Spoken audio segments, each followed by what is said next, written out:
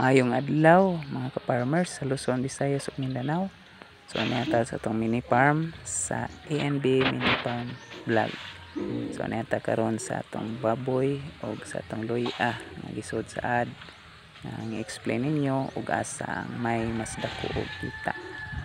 Ano nga karon taud-taud atong i-explain og unsa ang mas may dako og kita.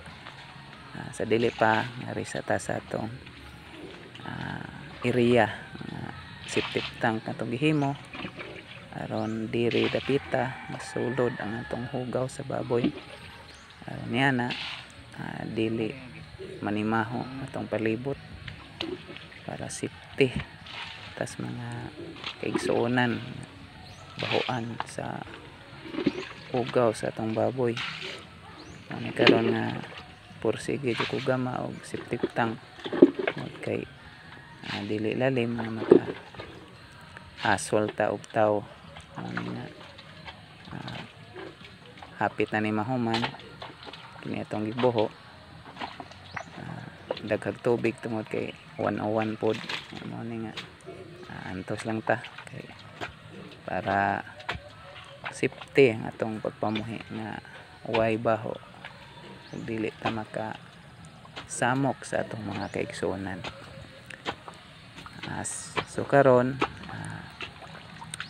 kabahin sa atong pagpamuhi sama nining baboy gikinahanglan jud ta og kapital og mamuhi kag baboy tungod kay sa baktin palangdaan nagmahal na mo ni nga need jud nga doon natin kapital o gusto ta musod sa pagnegosyo og baboy nya ilabi na ang tuwa karon nagmahal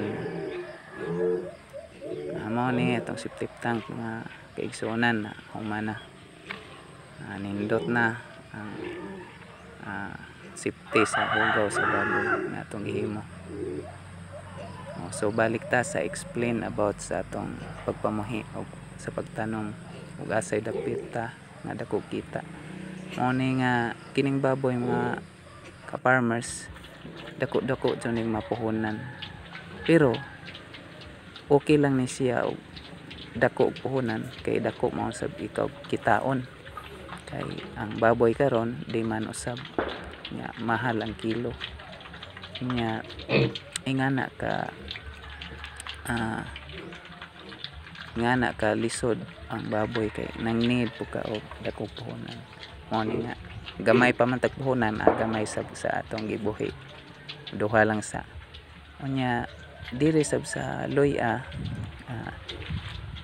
need jud nga aduna po kay kapital pero ang nakadiferensya sa duha gamay lang ang puhunan ng luya tungod kay kung mopalit kag binhi kanang usa ka libo nimo daghan na unya nigtanom nimo nya pag likwa nimo ka harvest ka pwede na nimo ihurot nya daghan na isama sa baboy nga mopalit jud ka kay inigbaligya nimo sugod na sa palit og laing baboy ingana ka diferensya ang baboy ug luya.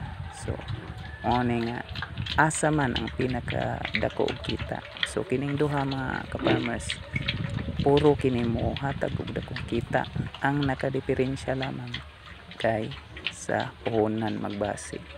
Nga og daghan kag buhion sa baboy dako usab kag puhunan pero dako kag kita. Og diri ka sa luya medyo gamay-gamay lang kag puhunan pero dako usab kag kita tungod kay nagdepende ra nimo og daghan kag tanom nga luya nya labi na karon nga di man nagmahal sa merkado ang atong luya karon tag 100 na ang kilo do na kay usa ka libo sa pagkakaron nga kilo nga luya so halin kag 100,000 og diri usab ka sa baboy do na kay usa ka libo ka kilo nya tag 180 sa ihawonon nga kilo so do na kay 180,000 so ingana ning duha nga mohatag